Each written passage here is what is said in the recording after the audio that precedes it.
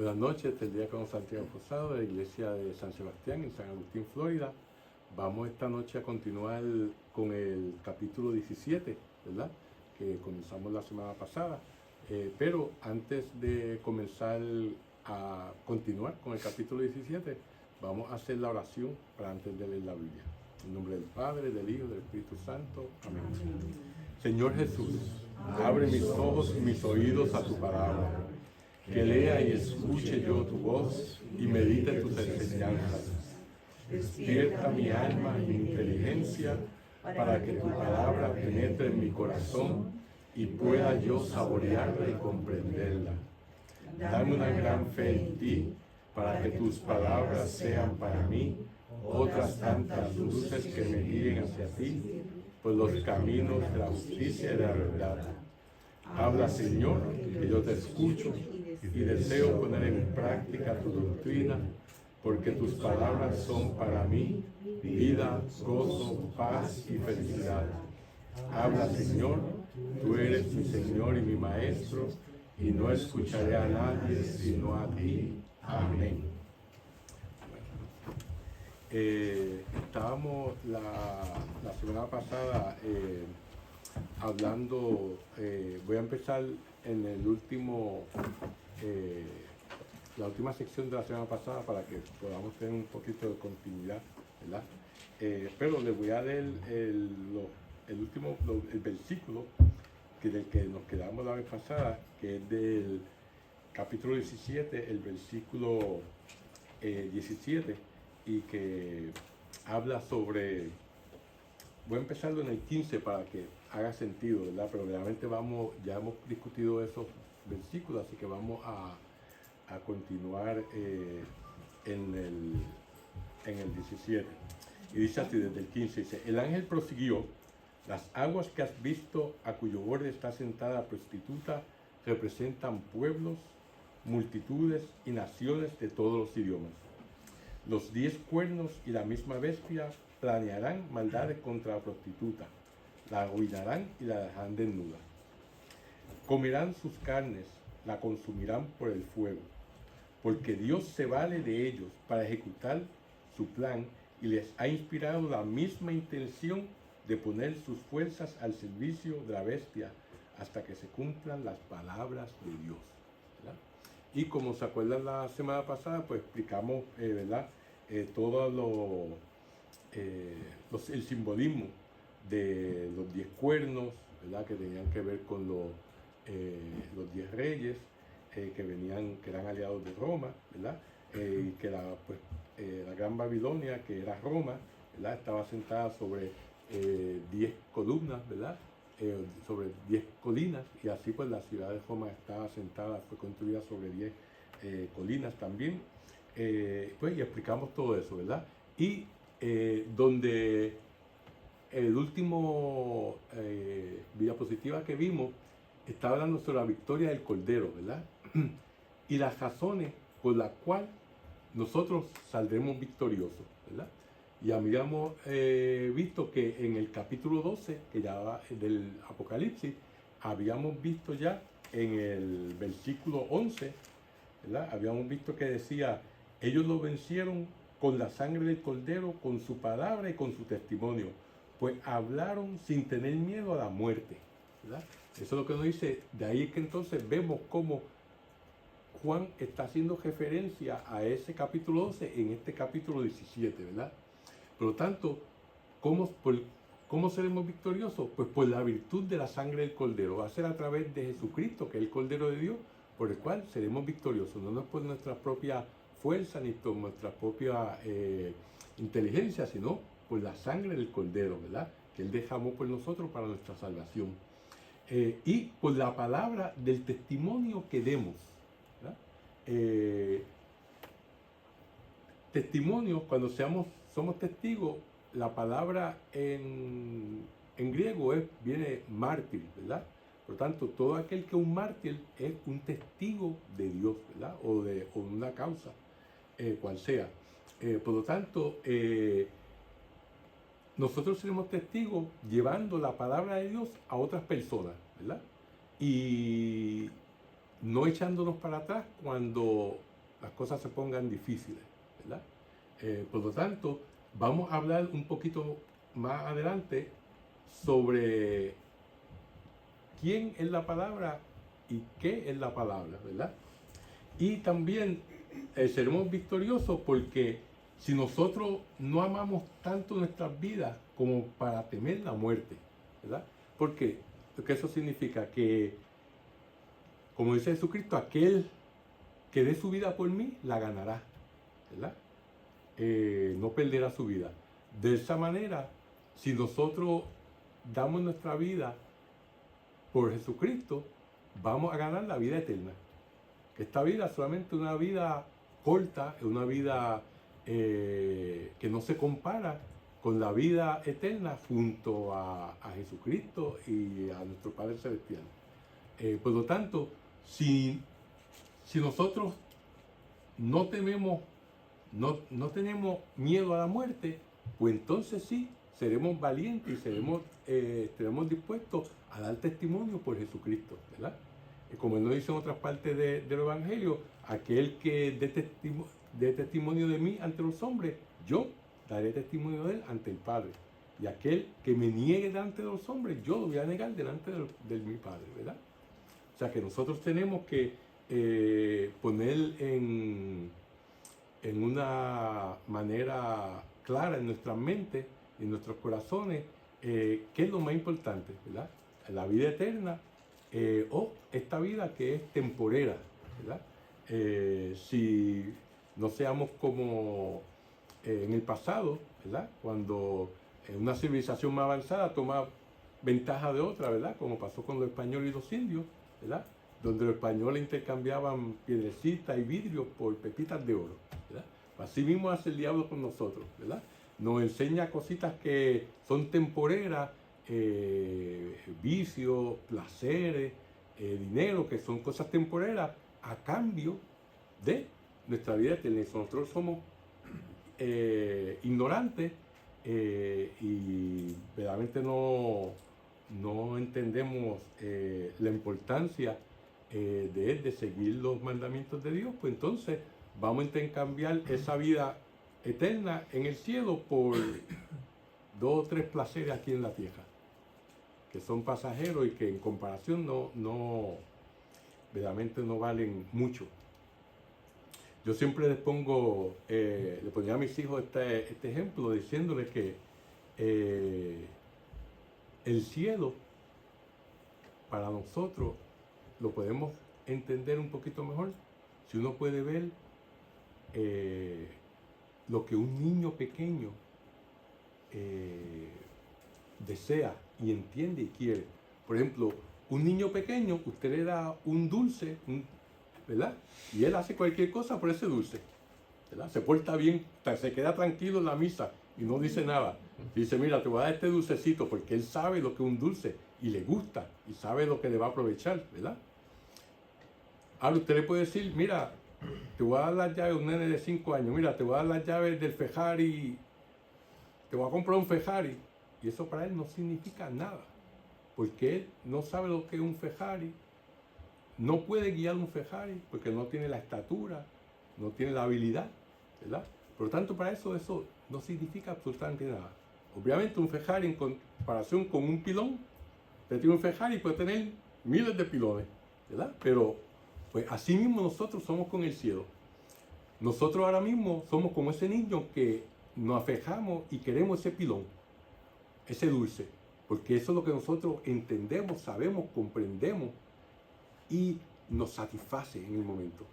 Y entonces dejamos de tener ese Ferrari en el cielo si vivimos una vida en pecado, ¿verdad? Pero si nosotros maduramos espiritualmente, ¿verdad? Pues entonces nos vamos a dar cuenta que realmente lo que nos está encontrando, lo que nos está esperando, un Ferrari allá. Por lo tanto, pues ese pilón, ¿verdad? Por lo tanto, tenemos que llegar a una adultez espiritual para poder entonces saber la diferencia y saber cuán bueno es esto, ¿verdad? O por lo menos tener la idea para entonces no afejarme al dulce que me está dando el demonio, ¿verdad? Sino al Ferrari que Papá Dios me está aguardando allá, ¿verdad? Pues eso es una manera que uno puede pues, visualizar un poquito nosotros cómo nos comportamos en esta vida, como un niño pequeño. Por lo tanto, no debemos tener miedo a la muerte, ¿verdad? Tenemos sí que amar nuestras vidas, pero no más que amar a Dios, ¿verdad? Porque pues, si tenemos a Dios, lo tenemos todo, aún lo que no nos podemos imaginar. Nuestras vidas son limitadas, perecederas, ¿verdad? Por lo tanto, esas son las razones por las cuales nosotros seremos vencedores, no solamente si llegamos al final de los tiempos, ¿verdad? Y pasa el final de los tiempos mientras estamos vivos, pero si no, al final de los tiempos, de cuando yo me muera. Ese es el final de los tiempos para mí, ¿verdad? Pues cuando seremos vencedores por la sangre de Jesucristo, ¿verdad? Recibiendo su cuerpo, su sangre, por la palabra del testimonio que demos y porque no amemos más nuestra vida que a Dios, ¿verdad? Y que no le tengamos miedo a la muerte. La muerte para un cristiano es algo que es bienvenido, porque es algo que es la transición que nos va a llevar a nuestro Padre Celestial, ¿verdad? Para alguien que no cree, o que dice creer, pero que verdaderamente no cree, pues entonces la muerte es lo peor que le puede pasar, ¿verdad? Es la hecatombe. No, es algo que si realmente uno se pone a pensar, no tiene que tenerle miedo a la muerte, es algo que pues, a todos nos va a llegar, pues, que me llegue cuando esté confesado, sin pecado mortal, ¿verdad? Bueno, pues entonces eso fue lo que hasta la semana pasada, pues eso verdaderamente, pues más o menos para que entonces podamos ahora ir un poquito más a lo próximo que vamos a hablar, ¿verdad? Que es sobre la palabra de Dios, ¿verdad? Y eso es algo que es, como vimos, pues todos vamos a salir victoriosos si llegamos a esas tres requerimientos, esas tres cosas que debemos de hacer. Ahora, cuando pensamos en la palabra, nos tenemos que preguntar qué es la palabra, ¿verdad? De nuestro testimonio. Hay dos cosas en las que quiero hacer hincapié en este momento. Primero, la palabra de Dios no es otro más que Jesús, ¿verdad? Pues Jesús es la palabra encarnada, la palabra que se hizo carne y habitó entre nosotros, como dice el Evangelio de San Juan, ¿verdad? El prólogo del Evangelio de San Juan, ¿verdad? Por lo tanto, esa palabra de Dios que es Jesucristo, Dios se ha revelado a través de él. Como dice la carta a los Hebreos, nos dice que Dios se ha manifestado de muchas maneras diferentes a través de los tiempos, a través de los profetas. Pero últimamente se ha manifestado a través de su Hijo, al que él envió, ¿verdad? Por lo tanto, esa es la manifestación cumbre de Dios, es su Hijo, Jesucristo, ¿verdad? La segunda persona de la Santísima Trinidad, el cual se hizo carne y habitó entre nosotros. Es el Dios inmanente que está con nosotros, palabra de domingo. Y el Dios trascendental, ¿verdad? Que es Dios Padre, que es el que no vemos. Solamente uno puede ver a Dios cuando uno muera, pero a Jesucristo sí se ha visto cuando estuvo aquí como hombre, y no solamente lo vemos, sino que lo comemos y lo interiorizamos cuando tenemos la Eucaristía, ¿verdad? Y lo vemos en el rostro de cada uno de nuestros semejantes, porque Él está presente en cada uno de nosotros, ¿verdad? Nosotros somos reflejo de nuestro Señor Jesucristo. Tanto por eso es que debemos amar al Padre, a Dios, sobre todas las cosas, y amar a nuestro prójimo como a uno mismo. Porque cada uno de ustedes es un Cristo. Y yo también soy un Cristo, ¿verdad? Por lo tanto, si lo amamos a Él, nos tenemos que amar de esa manera. Por lo tanto, cuando en el momento que nosotros amemos a nuestro semejante como a nosotros mismos, entonces en ese momento se nos permitirá amarnos a nosotros mismos como amamos a nuestros semejantes. Porque entonces es el mismo amor, no estaremos siendo egoístas. Esa es nuestra meta. Que lo hagamos es una cosa diferente. Pero esa es nuestra meta, amar al semejante como a mí mismo, porque entonces sí me puedo amar a mí como yo lo amo a él. Bueno, la palabra de Dios, ¿verdad? Jesucristo, pues trajo un mensaje, que también es la palabra de Dios, el mensaje de Dios, ¿verdad? Por lo tanto, la palabra de Dios, nosotros, en los católicos, tenemos claro que la revelación divina viene en tres sabores. En el sabor de la palabra escrita, que es la Sagrada Escritura, ¿verdad? E inspirada por Dios, donde Dios es el autor de la palabra a la misma vez que el ser humano que la está escribiendo. Hay dos autores de la Escritura, el ser humano y Dios, ¿verdad? Por lo tanto, esa es la Sagrada Escritura. Y la segunda pata o el segundo sabor es la tradición, que la tradición es aquella enseñanza que los apóstoles dieron que no están escritas en la Biblia, en los evangelios. ¿Se acuerdan en el final del capítulo de Mateo? Dice una hipérbole, ¿verdad? Dice que si se fueran, que no todo lo que Jesús dijo e hizo está escrito en este evangelio. Porque si fueran a escribirlo no habría suficientes libros para escribirlo todo, ¿verdad? Es una hipérbole, una exageración, pero lo que está diciendo, muchas de las cosas que Jesucristo predicó no están escritas en la Biblia. El Nuevo Testamento, la iglesia no salió de la palabra escrita del Nuevo Testamento. El Nuevo Testamento salió de la iglesia, ¿verdad? Porque Jesucristo murió en el año 33 más o menos, y no fue hasta el año 56 donde se escribió el primer libro del Nuevo Testamento, que fue la primera carta de San Pablo a los tesalonicenses, ¿verdad? Y el último libro, que es el Apocalipsis que estamos estudiando, se vino a escribir en el año 90. Por tanto, ¿qué pasó entre esos años 33 y el año 56? Pues todo era oral, todo era lo que era la enseñanza, ¿verdad? Hasta que vino Pablo y dijo, espérate, déjame poner esto por escrito. Entonces después salió Marco y dijo, yo voy a también escribir algo. Y después cogió Mateo y Lucas y dijeron, yo voy a coger de lo que cogió Marco por ahí y de esta otra fuente que no la tenemos ahora disponible. Eso se perdió de otra fuente y entonces ahí hicieron su evangelio, ¿verdad? Por lo tanto, la palabra escrita salió de la tradición de la iglesia.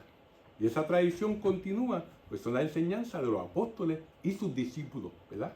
Que la iglesia mantiene. Y la tercera pata o el tercer sabor de la revelación divina es el magisterio. Porque cuando usted le da algo escrito a una persona, tiene que explicárselo.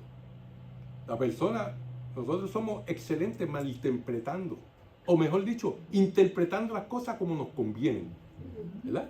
Por lo tanto, Dios puso un magisterio. La definición de magisterio es que es el Papa con su obispo en unión, pues ellos tienen la palabra final de cómo se debe interpretar la Biblia, ¿verdad? La palabra escrita.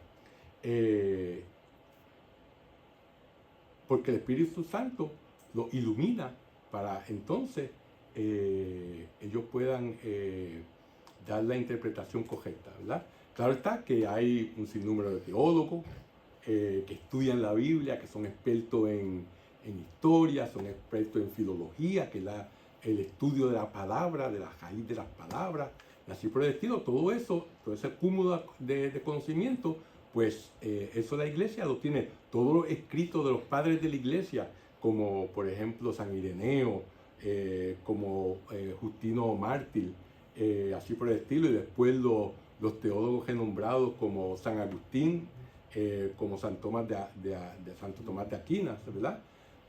Todos esos hombres que han sido iluminados por el Espíritu Santo han ayudado a que lo que se pueda interpretar lo que Dios nos dejó en la Sagrada Escritura. Que como les he dicho anteriormente, la Sagrada Escritura es, como decir, tiene muchos niveles, ¿verdad?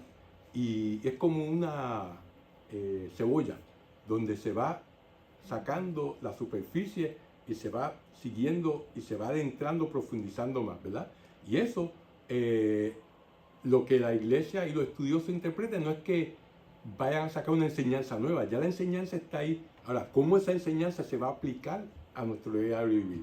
¿Qué es lo que realmente Dios quiso decir en base a lo que, como hemos dicho anteriormente, no solamente a corto plazo, sino a largo plazo, ¿verdad? Y así por el estilo. Por lo tanto, esas son las tres patas de la revelación, que es la Sagrada Escritura, la tradición y el magisterio de la iglesia, ¿verdad? Siempre cuando hay una discusión entre dos personas y no se pueden poner de acuerdo, ¿a dónde van? A donde un juez. Y el juez tiene la última palabra. Y lo que él diga es lo que se hace, ¿verdad? ¿Por qué? Porque ha sido entrenado, él tiene la capacidad, el conocimiento y esperemos en Dios que sea imparcial, ¿verdad? Y entonces puede un dictamen justo, ¿verdad? Por tanto, ahí se acabó la discusión y el que perdió, perdió, el que ganó, ganó. O los dos ganaron o los dos perdieron, ¿verdad? Por lo tanto, cuando hay más de una interpretación, pues tiene que haber también un juez que dictamine, no, esto es lo que realmente eso significa. Basado no solamente a lo que esa persona, a lo que el Papa cree y a los obispos, sino basado en todo el tesoro que la Iglesia guarda de conocimiento a través de los siglos, ¿verdad? Por lo tanto, Dios pues lo ha establecido de esa manera. Ahora, a mí me fascina la historia de la curación del sirviente del centurión, ¿verdad? Que se encuentra en Mateo 8, ¿verdad? Donde este centurión tenía en algunos de los evangelios un esclavo, otro que está enfermo y quiere que Jesús lo cure, ¿verdad? Y entonces, como él sabía que para los judíos entrar en una casa de un gentil, pues era ponerse impuro. Por lo tanto, cuando se dijo, vamos, dijo, no, tú solamente tienes que decir tu palabra. Porque yo soy un hombre también que tengo autoridad. Y yo le digo a un soldado, tú vete y él va. Le digo a otro, ven y él viene. Por lo tanto, tú solamente tienes que decir tu palabra para que ¿Y qué Jesús dijo en ese momento? Dijo a los que estaban alrededor de él, me maravillo de la fe que este hombre tiene. No he encontrado nadie en Israel que tenga tanta fe como este gentil, que no era judío, era un romano, ¿verdad? Un centurión, pero tenía tanta fe que él decía, tú no tienes que ir y poner tus manos, no, tú solamente tienes que decirlo, y pasa, ¿verdad? Por lo tanto, está claro, y esa palabra, donde dice, basta que digas de palabra y mi criado queda sanado, esas palabras, como todos saben, son las que repetimos en la misa, ¿verdad? Antes de recibir el cuerpo de Cristo. No soy digno de que entre en mi casa, pero una palabra tuya bastará para sanarme, ¿verdad? Porque esas palabras tienen un impacto, una verdad tan grande. Y está hablando de la palabra de Jesús, ¿verdad? Porque la palabra de Dios es diferente a nuestras palabras. Yo hablo y yo les digo a ustedes, silla. Inmediatamente en su cerebro viene la imagen de una silla, ¿verdad? Pero yo no creo una silla. Ahora, Dios dice silla y la silla aparece. Porque la palabra de Dios crea, ¿verdad? Por eso vemos desde el Génesis, ¿verdad? Que Dios dijo, hágase la luz, y se hizo la luz. Dios dijo, háganse los mares, y se hicieron los mares, ¿verdad? Por lo tanto, Él solamente tiene que decir y las cosas pasan. Diferente a nosotros, que nuestra palabra no hace eso, ¿verdad? Por lo tanto, una de las cosas que yo creo que yo le voy a recomendar, así como que viene eso así de momento, pero que es algo que si pueden, cuando lean la escritura, traten de memorizarse pasajes que les gustan, que les llegan, ¿verdad? Eso también me lo tengo que aplicar a mí, ¿verdad? Me debía de memorizar más cosas de las que uno se memoriza, porque uno se memoriza tantas cosas en la vida que no valen la pena, que no sirven para nada, ¿verdad? La gente se memoriza, se saben, digo, no algo que sea malo, ¿verdad? Pero se memorizan lo que un jugador, cuánto batió desde que empezó como rookie a ahora, y se saben las estadísticas y el equipo y esto y lo otro, y ya, chévere. Pero, y no es nada malo saberse eso, pero de la Biblia, le pregunta y no sabe nada, ¿verdad? Y nosotros como cristianos debemos estar dispuestos a llevar el mensaje, la palabra de Dios. ¿Y cómo la vamos? No siempre tenemos la Biblia con nosotros, no podemos, ¿verdad? Pero si la tenemos aquí, por lo menos los pasajes, ¿no? Y no es que uno se lo memorice ahí, digo, es bonito cuando alguien dice, mira, y te dice ahí el versículo y todo, ¿verdad? Uno dice, wow, ¿verdad? Como que uno, esa persona pues ya te está hablando con una autoridad, ¿verdad? Porque verdaderamente lo leyó y te lo sabe. Pero uno no tiene que memorizarse las cosas al dedillo. Como yo les conté la historia ahora del centurión.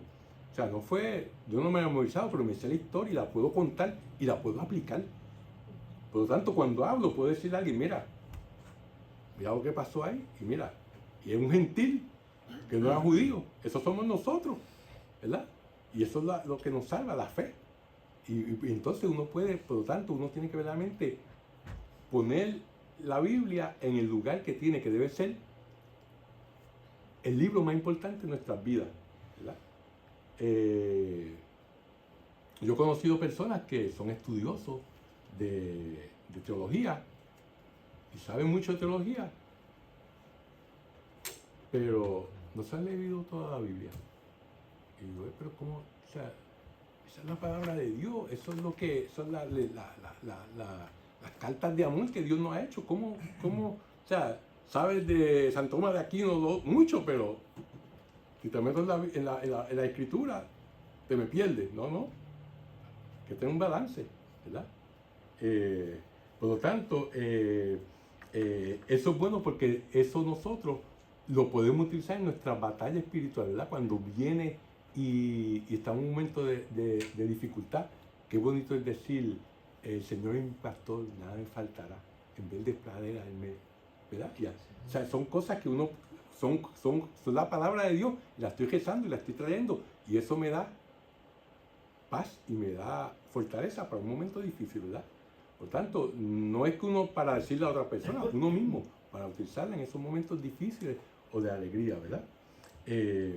Por lo tanto, tenemos que ver que la palabra de Dios es verdad, ¿verdad?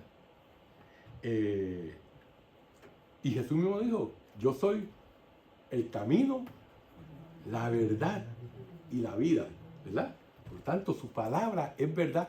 Jesucristo es verdad y su palabra que encontramos en la Sagrada Escritura, en la tradición, es verdad, ¿verdad? Y su palabra es poderosa, como dijimos anteriormente, Dios solamente dice y crea, ¿verdad?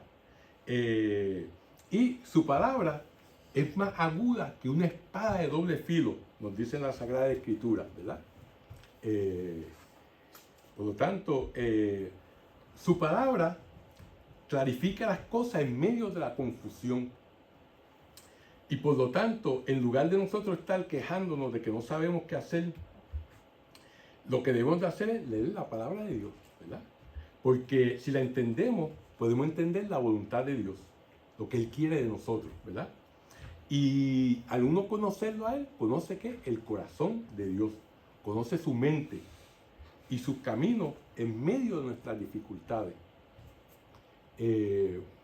Siempre me acuerdo una cita de Hawkins, el famoso astrólogo, murió, que tenía ALS, o sea, una enfermedad que estaba en una silla de ruedas, una mente increíble, y era ateo. Sin embargo, en uno de sus libros, él acabó el libro diciendo que una de las razones por que él estudiaba astrofísica es porque si el día que nosotros entendiéramos cómo el universo funcionaba, ese día entenderíamos cómo funciona la mente de Dios. Y eso a mí siempre se me quedó, ¿verdad? Viniendo de un ateo. Obviamente que no hay verdaderamente verdaderos ateos en esta vida.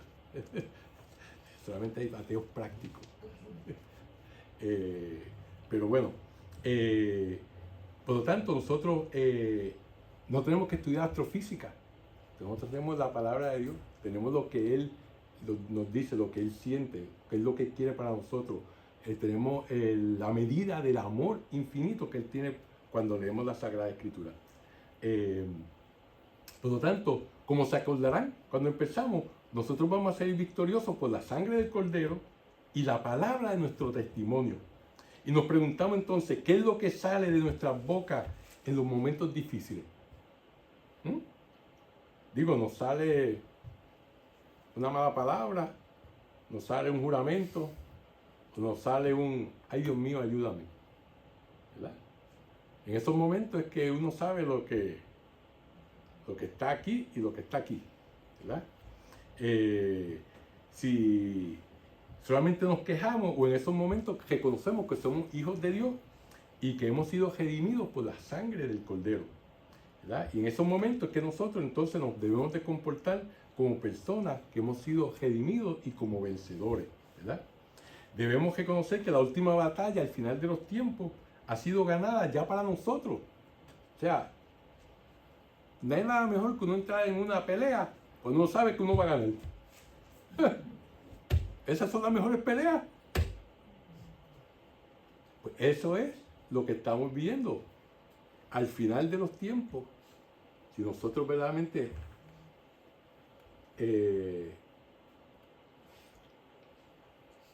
queremos a nuestro Señor Jesucristo y seguimos su enseñanza, pues seremos vencedores, ¿verdad? Pero tenemos que reconocer su autoridad, ¿verdad? Porque no dice bien claro, yo los llamo mis amigos, siempre y cuando sigan mis mandamientos, ¿verdad? Porque cuando uno quiere a alguien, no quiere agradarlo, ¿verdad? Por lo tanto, pues no vamos a hacer lo que, en contra de lo que Él nos dice, porque nos está diciendo, como decía mi papá y mi mamá, esto lo hago por tu bien, ¿verdad? Me da un cojeazo porque me había portado mal, y me decía, lo hago por tu bien. Y en ese momento yo decía, no, eso no es por mi bien, porque me dolía, ¿verdad? Pero después, más tarde, me di cuenta que sí, fue por mi bien, porque verdaderamente me enseñaron a no hacer cosas que eran indebidas, ¿verdad? Así que, y muchos que me llevé. Así. Bueno, entonces, fíjense, San Ignacio de Antioquía, que escribió alrededor del año 110 después de Cristo, nos decía que nosotros debemos de seguir al obispo, así como Cristo Jesús sigue al Padre. Y los presbíteros, así como seguiríamos a los apóstoles, ¿verdad? ¿Para qué? Para que podamos salir victoriosos. Debemos de él interpretar el libro de Apocalipsis de una manera correcta. Para esto tenemos que reconocer la autoridad del Rey de Reyes, del Señor de los Señores, que es Jesús, ¿verdad? Y obviamente, pues, los obispos son los sucesores de ¿quién? De los apóstoles, ¿verdad? Por tanto, ellos son los que han recibido pues, la enseñanza de los apóstoles, lo que se llama la sucesión apostólica. No toda iglesia tiene la sucesión apostólica, donde usted toma, en el caso de la Iglesia Católica, pues solamente ve al Papa. Usted ábrase cualquier libro de historia y ve de Francisco, del Papa Francisco, que está hoy en día como Papa de la Iglesia, y sigue hacia atrás, y donde llega ¿a dónde? A San Pedro, ¿verdad? Pues, de la misma manera, pues entonces los apóstoles tuvieron discípulos, y esos discípulos ordenaron a otros discípulos, y eso así hasta a los obispos hoy en día. Solamente la Iglesia griega ortodoxa tiene sucesión apostólica. Por eso nosotros, como católicos, si nos encontramos en un momento donde solamente hay una iglesia griega ortodoxa, podemos hablar con el sacerdote, y si estamos en gracia, no tenemos pecado mortal, podemos recibir la comunión de ellos, ¿verdad? De más ninguna iglesia, pero de ellos sí, porque ellos tienen sucesión apostólica. Por lo tanto, cuando ese sacerdote griego ortodoxo hace también la epiclesis, donde viene el Espíritu Santo, eso está ocurriendo, ¿verdad? Pero por ejemplo la iglesia de Inglaterra, que son hoy en día los episcopales, los anglicanos, ellos perdieron la sucesión apostólica.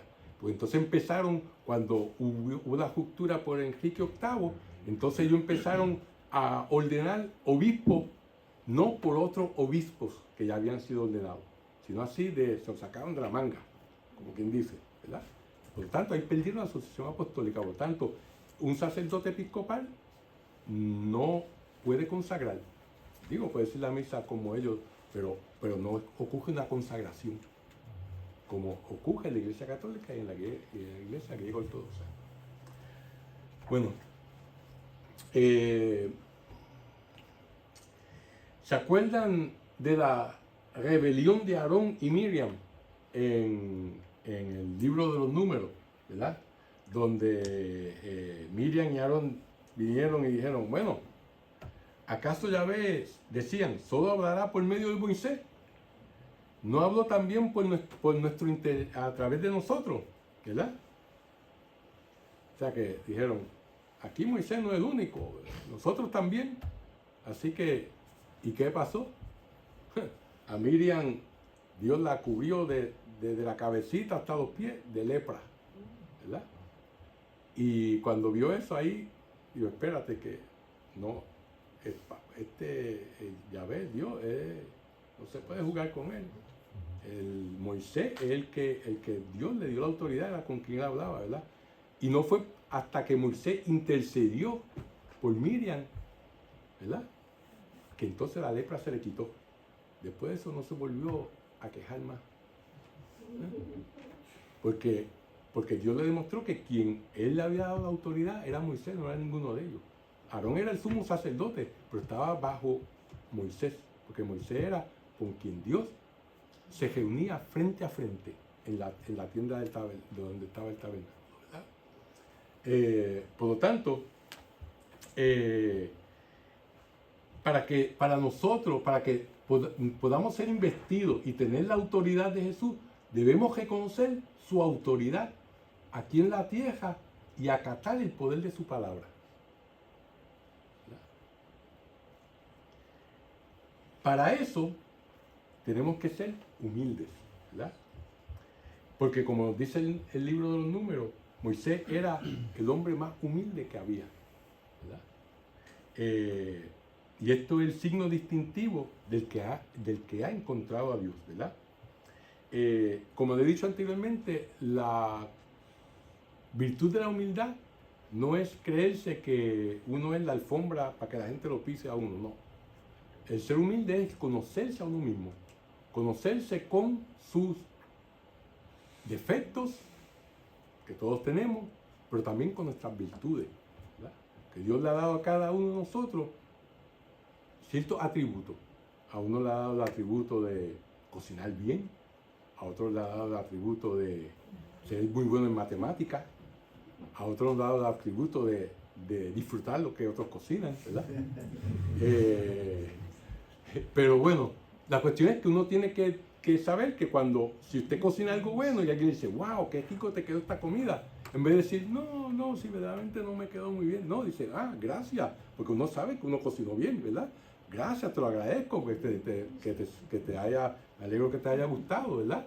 O sea que el ser humilde no es rebajarse, sino es conocerse a uno mismo y saber quién uno es verdaderamente.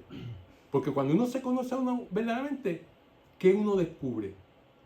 Que todo lo que uno ha podido hacer en esta vida, todo lo que uno es física, mental, espiritualmente, Dios se lo ha dado a uno. Por lo tanto, cuando uno se da cuenta de que Dios le ha dado todo a uno, pues entonces uno no se va a poder echar de que mira, yo soy 6 pies, 5 pulgadas y puedo echar la bola en el canasto sin casi brincar, ¿no? Dios te lo dio, por lo tanto, eso no es algo que yo logré estudiar tal cosa, pues Dios te dio la sabiduría, la inteligencia para eso, pero no es tuyo, eso vino de Dios.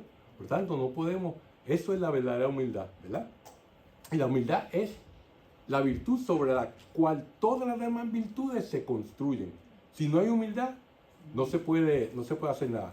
Una imagen que me gusta mucho de la humildad es el rosario, ¿verdad? La humildad es el cordón en el que están amarradas todas las cuencas del rosario. Sin la humildad, todas esas cuencas se caen al piso.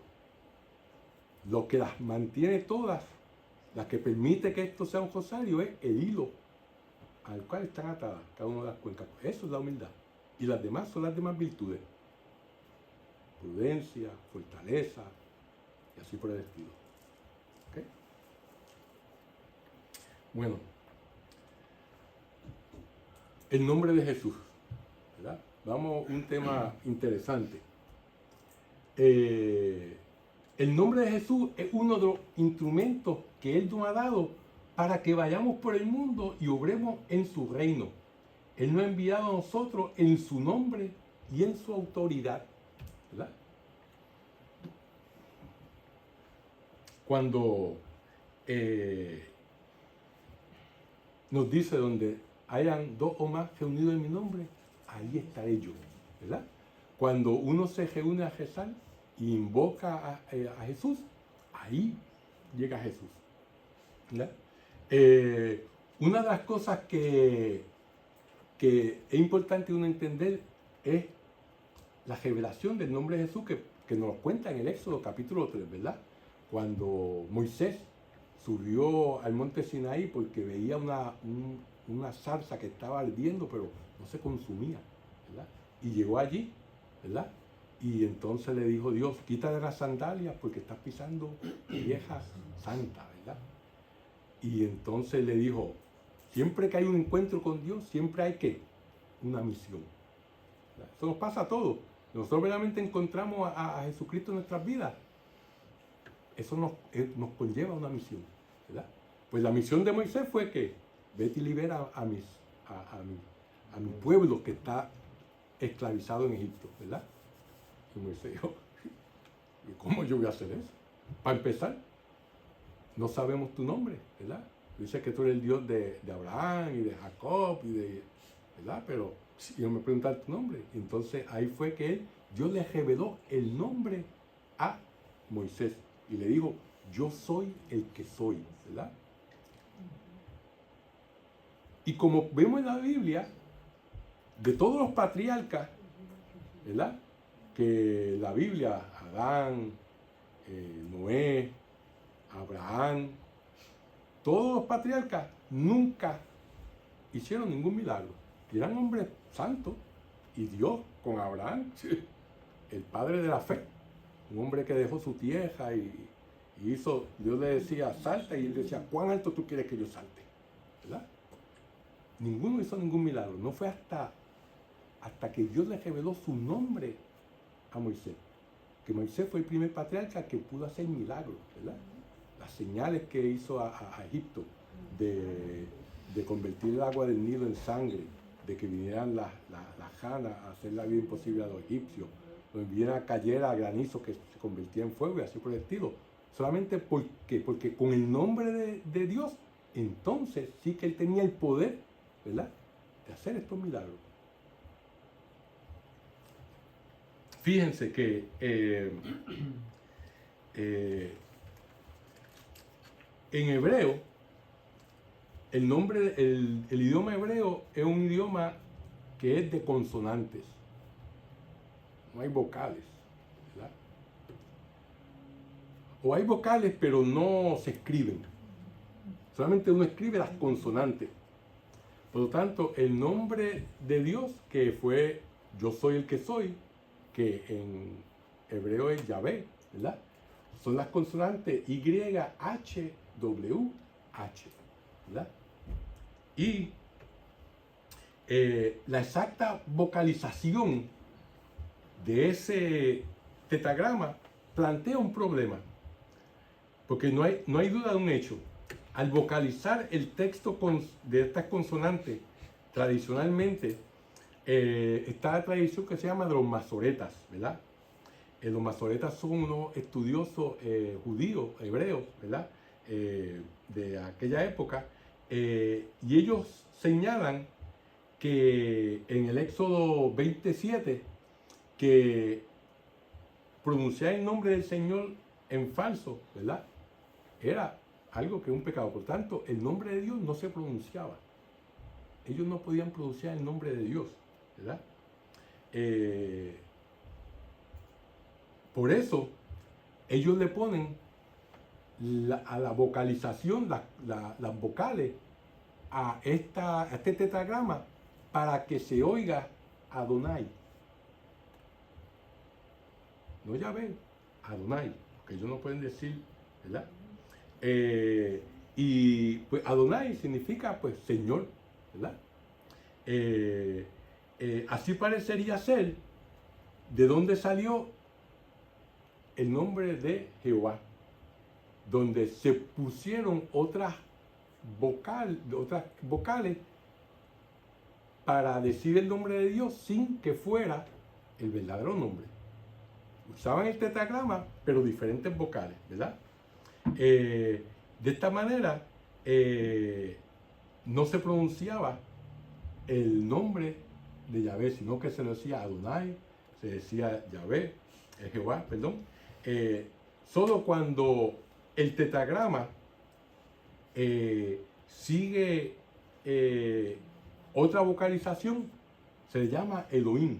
Esto es el tetragrama con otras letras, con otras vocales. Por lo tanto, hacer de Jehová el nombre de Dios en el Antiguo Testamento es no comprender el sentido de la vocalización de los masoretas, que eran los jabinos, ¿verdad? Y estudiosos de aquella época que copilaron lo que conocemos hoy en día como el texto masorético, ¿verdad? Que es el texto más utilizado para hacer traducciones del Antiguo Testamento. Y que la mayor parte de los estudiosos bíblicos saben o entienden o creen que el texto masorético es el que verdaderamente es más confiable, ¿verdad? Para entender un poco más la importancia del nombre de Dios, tenemos que remontarnos a las religiones paganas, como por ejemplo los egipcios, ¿verdad? En el Antiguo Testamento, donde sus dioses tenían nombres públicos, que no eran los nombres reales de los dioses. Lo único que sabían los nombres reales de los dioses eran los sacerdotes, y este conocimiento se pasaba de padre a hijo. Solamente los sacerdotes paganos, en estos templos paganos, conocían los nombres secretos de su Dios, ¿verdad? Y solamente ellos tenían acceso al Dios. Y como resultado, ellos eran los que tenían acceso a su presencia y a su poder, ¿verdad? ¿Se acuerdan cuando Moisés, el primer signo que hizo fue que tiró el cayado y se convirtió en una serpiente, ¿verdad? ¿Y qué hizo el faraón? Llamó a su sacerdote y dice, mira, cada uno tiró un cayado y se convirtió cada uno en una serpiente, ¿verdad? Pero la serpiente de Moisés se tragó a las otras dos, ¿verdad? Lo que eso está simbolizando es que esos sacerdotes, a través de arte de magia, utilizando demonios, pues también tenían poderes para hacerlo, ¿verdad? Porque el demonio también tiene poderes para hacerlo, ¿verdad?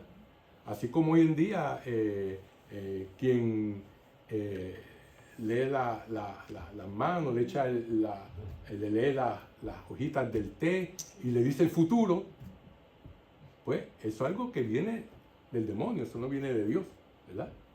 Por lo tanto, sí, es capaz que le puede decir el futuro, si tiene una buena conexión con el chiflú allá abajo, ¿verdad?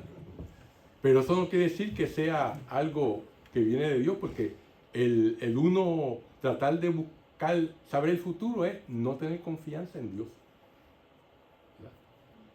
Uno tiene que vivir el presente y confiar que Dios nos va a dar el pan nuestro de cada día, ¿verdad? Por eso es que es un pecado mortal, y eso lo vemos del Antiguo Testamento. Los que revivían muertos, los que echaban la suerte, los que le decían el futuro, son cosas del demonio, ¿verdad? Y hay personas que tienen ese poder. Yo he conocido personas que verdaderamente pueden decirle a las personas lo que les va a pasar, pero eso no viene de Dios, ¿verdad? Por lo tanto, volviendo al texto del Éxodo, los sacerdotes egipcios pudieron hacer ese acto, ¿verdad?, de convertir sus callados pero el poder de Dios con D mayúscula se comió a la serpiente de los dioses con letra minúscula, con D minúscula, ¿verdad?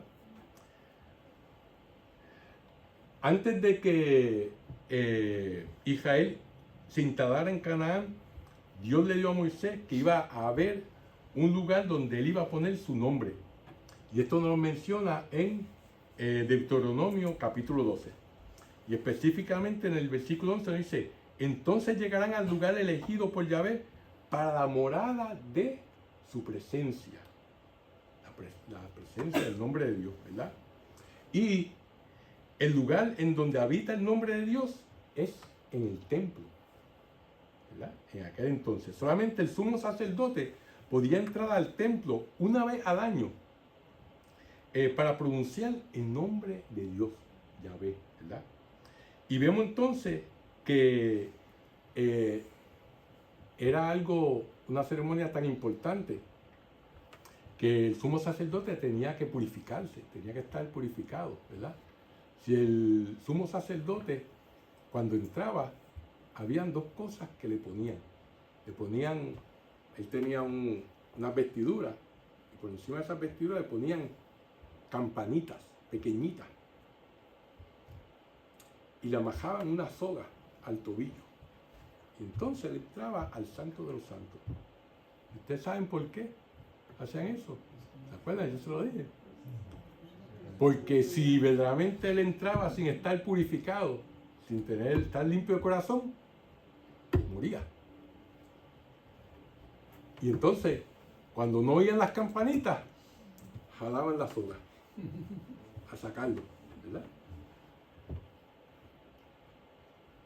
Y él lo que entraba era donde estaba el Arca de la Alianza, donde estaba, ¿qué? Estaba una muestra del maná, estaban los 10 mandamientos en piedra, y estaba el cayado de Aarón, ¿verdad?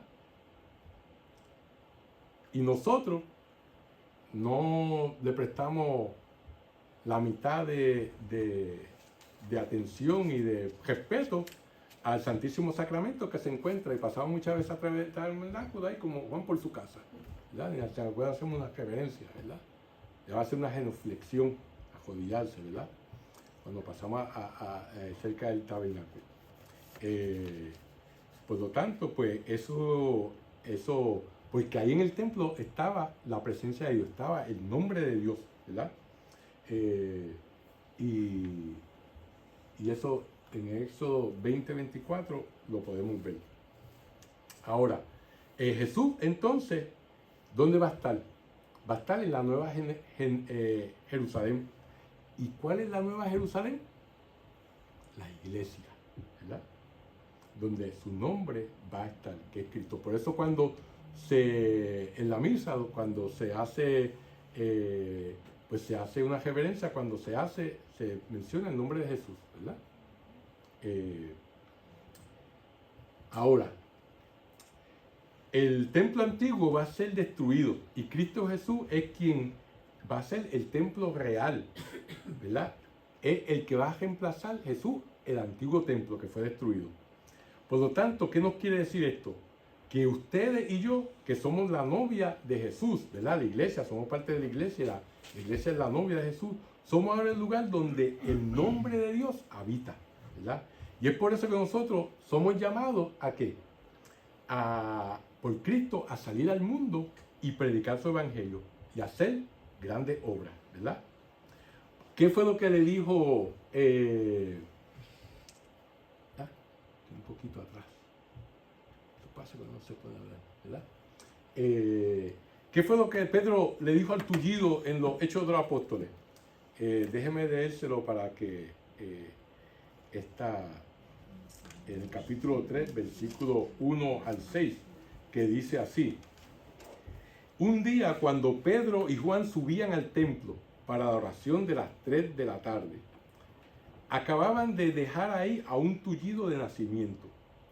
Todos los días lo colocaban junto a la puerta hermosa, que es la que es una de las puertas del templo, para que pidiera limosna a los que entraban en el recinto. Cuando Pedro y Juan estaban para entrar en el templo, el hombre les pidió una limosna. Pedro, con Juan a su lado, fijó en él su mirada y le dijo: míranos. El hombre los miró, esperando recibir algo. Pero Pedro le dijo: no tengo oro ni plata, pero te doy lo que tengo. En nombre del Mesías, Jesús el Nazareno, camina. Y tomándolo de la mano derecha, lo levantó.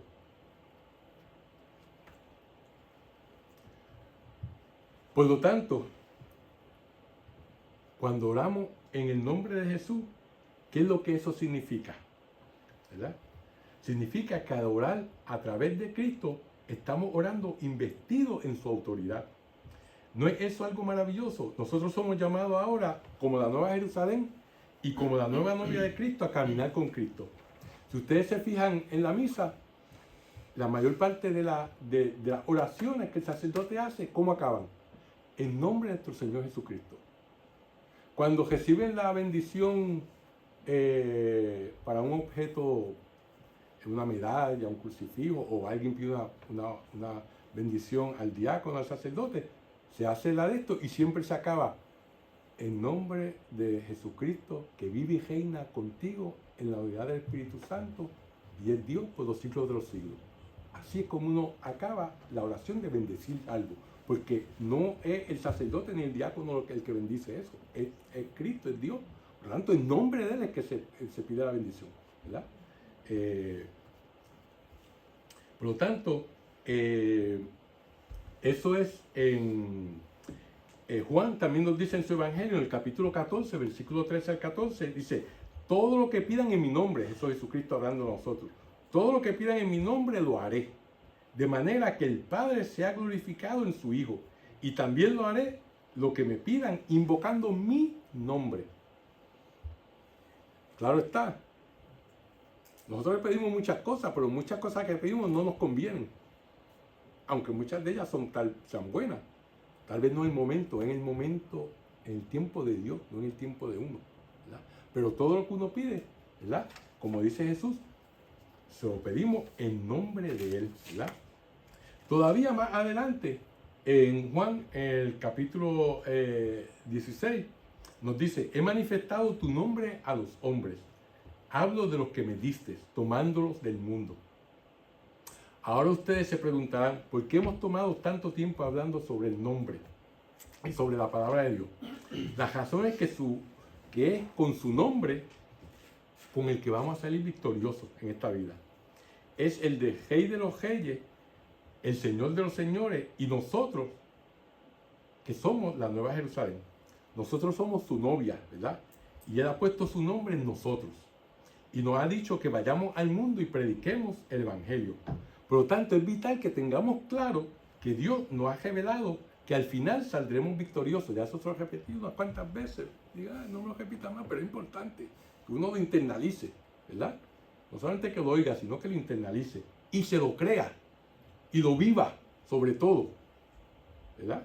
Porque nos comportamos diferente a cuando creemos que somos perdedores o no estamos seguros, a cuando sabemos que somos vencedores, que vamos a ganar.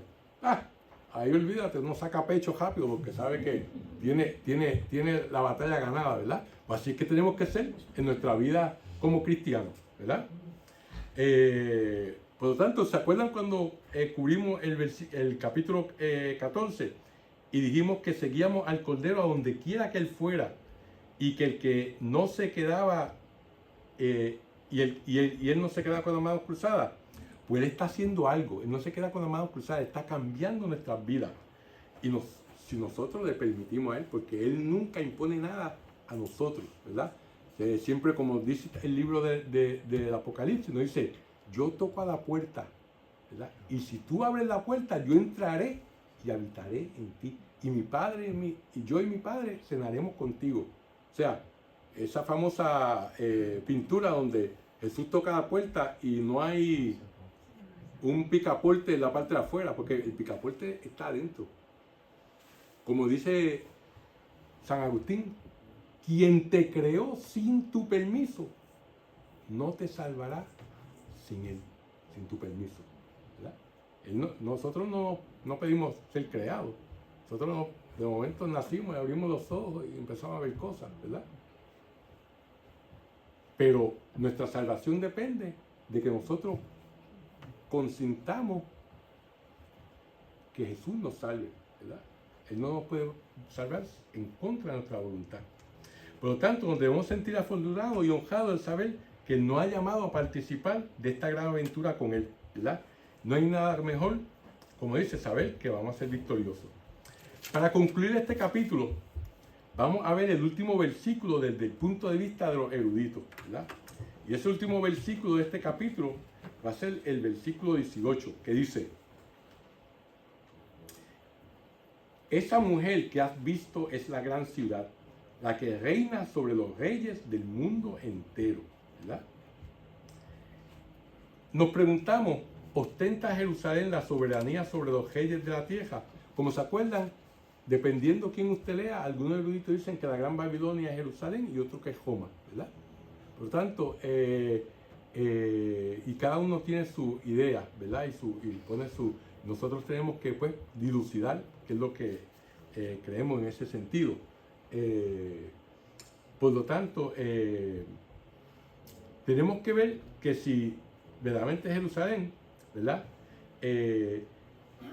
Tenemos que entender que Jerusalén estaba destinada a ser el centro de la tierra, ¿verdad? Y nos dice en el capítulo 7 del segundo libro de Samuel, ¿verdad? Dice, vemos la alianza que Dios hizo con David, ¿verdad? Cuando Dios hace esta alianza, Él no solamente tenía en mente a Jerusalén, sino a toda la tierra, ¿verdad? La alianza con David no era solamente entre Dios e Israel, como parte de la alianza. Él iba a dar su ley a todas las naciones. Israel iba a ser el faro que iba a traer a todas las naciones. Esa era la alianza que hizo con David, ¿verdad? Desde esta perspectiva bíblica, después de la alianza de David, Jerusalén iba a ser el centro de la tierra. Y a ella iban a peregrinar todas las naciones, ya que ahí iba a estar la ley del Señor, ¿verdad?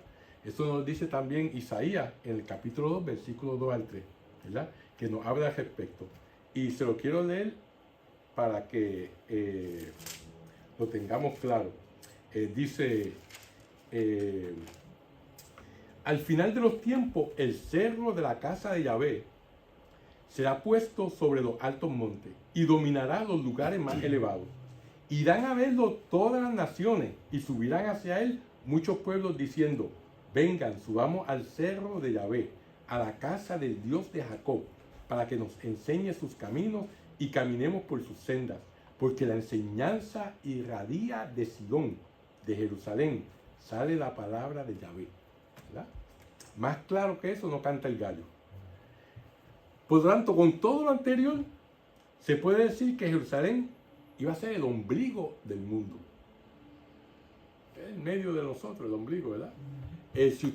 Si alguna vez van a Jerusalén y entran a la iglesia del Santo Sepulcro, en la nave más grande que hay en esa iglesia, hay una placa en bronce en el medio, indicando que es el centro de toda la tierra. Una curiosidad turística interesante, ¿verdad? Por lo tanto, en este versículo que acabamos de leer, esto nos representa a esta mujer que es la Gran Babilonia. Y la Gran Babilonia, para muchos eruditos, sería Jerusalén, ¿verdad? Que tiene dominio y soberanía sobre todos los reyes de la tierra. Es interesante ver que en este capítulo 17 tenemos una cierta falsificación. ¿Qué decimos de Cristo? ¿Verdad? ¿Qué queremos decir con una falsificación sacramental de Cristo? Vemos en el versículo 2 de este capítulo que acabamos de estudiar que se nos relata que la gran ramera bebe del vino de la lujuria o fornicación, ¿verdad? Más tarde, en el versículo 6, vemos que está embriagada con la sangre de los santos y los mártires de Jesús. Y en el versículo 16 vemos que los enemigos de la gran prostituta o de la gran Babilonia devoran su carne, ¿verdad? O sea que todo esto está queriendo hacerse pasar, ¿verdad? La gran Babilonia por Cristo, de un punto de vista del maligno, ¿verdad? Beber la sangre de los santos, su enemigo se come la carne de ella, ¿verdad? Porque eso es lo que pues, en la misa nosotros hacemos, bebemos la sangre de Cristo y comemos el cuerpo de Cristo, así como Él lo instituyó en la última cena, que vemos en los evangelios sinópticos o en el discurso del pan, que está en el capítulo 6 del evangelio de Juan, ¿verdad? Donde Él hace bien claro que si no vemos su sangre y no comemos su sangre, no tendremos vida en Él, ¿verdad? Por lo tanto, pues el demonio pues trata de imitar, ¿verdad? Eso que Cristo instituyó a través de la gran Babilonia. O sea, siempre el demonio coge algo bueno y lo transgiversa, ¿verdad? Lo cambia a su manera de ser. Así que no nos dejemos engañar y tengamos siempre presente que es a través de la sangre de Él y del testimonio de su palabra y de nuestro testimonio que venceremos. Y con eso los voy a dejar por esta noche. Que Dios los bendiga. Vamos a hacer la oración final en el nombre del Padre, del Hijo y del Espíritu Santo. Amén. Dios te salve María, llena eres de gracia, el Señor es contigo, bendita tú eres entre todas las mujeres y bendito es el fruto de tu vientre Jesús. Santa María, Madre de Dios, ruega por nosotros pecadores, ahora y en la hora de nuestra muerte. Amén. Gloria al Padre, al Hijo y al Espíritu Santo, como en un principio, ahora y siempre. Que el Señor los bendiga, los guarde para la vida eterna, en el nombre del Padre, del Hijo y del Espíritu Santo. Amén.